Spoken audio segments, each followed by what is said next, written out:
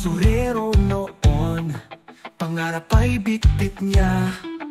Sa bawat hirap, di siya sumuko, hanggang sa lumaban. Sa politika'y pumasok, di lang salita kundi gawa.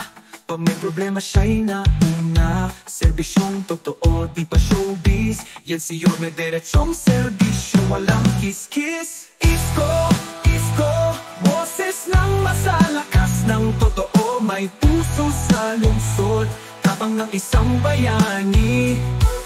Mula kalsada hanggang palasyo, kwento ng pag-asa sa bawat Pilipino.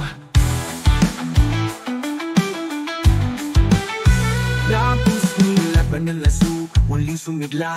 Ospital, eskwela, linis sa kalsada, condominium, Pasay community, bahay para sa lahat, pantay-pantay ang serbisyo, pagkalinga. May Facebook Live pa, di ka maiiwan. Kada proyekto, klaro at bukas sa bayan. Di mo na kailangan lumapit pa sa taas, si Yorme mismo bumababa sa masa.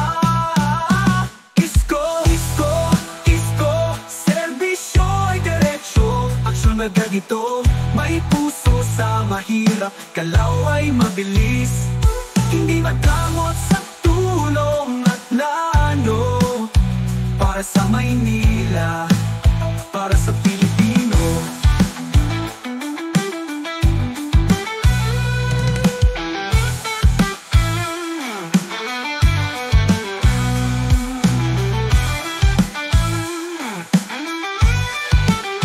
Hindi kailanman naging hadlang ang kahirapan, kapag ang puso mo'y nasa bayan.